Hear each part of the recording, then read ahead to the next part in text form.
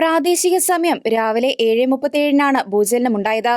Mindanao ദ്വീപിലെ സാരംഗാനി പ്രവിശ്യയിൽ നിന്ന് ഏകദേശം 24 കിലോമീറ്റർ പടിഞ്ഞാറ് ഭാഗത്താണ് ഭൂകമ്പമുണ്ടായത്.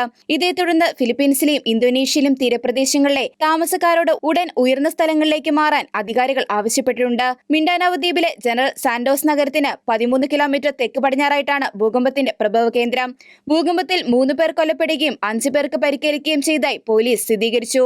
37 കെട്ടിടങ്ങൾക്കും കേടുപാടുകൾ സംഭവിച്ചെന്നാണ് നിലവിൽ ലഭ്യമാകുന്ന വിവരം. ഭൂരിഭാഗവും വാണിജ്യ സ്ഥാപനങ്ങൾക്കാണ് നാശനഷ്ടം സംഭവിച്ചിരിക്കുന്നത്. ദക്ഷിണ ഫിലിപ്പീൻസിലും 6.1 തീവ്രത രേഖപ്പെടുത്തിയ ശക്തമായ ഭൂചലനവും ഉണ്ടായതായി യുണൈറ്റഡ് സ്റ്റേറ്റ്സ് ജിയോളജിക്കൽ സർവേ അറിയിച്ചു. ഫിലിപ്പീൻസിന്റെ തെക്കൻ തീരത്ത് 7.8 തീവ്രത രേഖപ്പെടുത്തിയ ഭൂകമ്പത്തിന് ശേഷം പ്രാദേശിക സമയം രാവിലെ 11 വരെ 138 തുടർ ഭൂചലനങ്ങൾ രേഖപ്പെടുത്തിയതായി Philippines institute of volcanology and സീസ്മോളജിയും വ്യക്തമാക്കി. ഈ തുടർചലനങ്ങളുടെ തീവ്രത 1.3 മുതൽ 6.7 വരെയാണ് രേഖപ്പെടുത്തിയിരിക്കുന്നത്.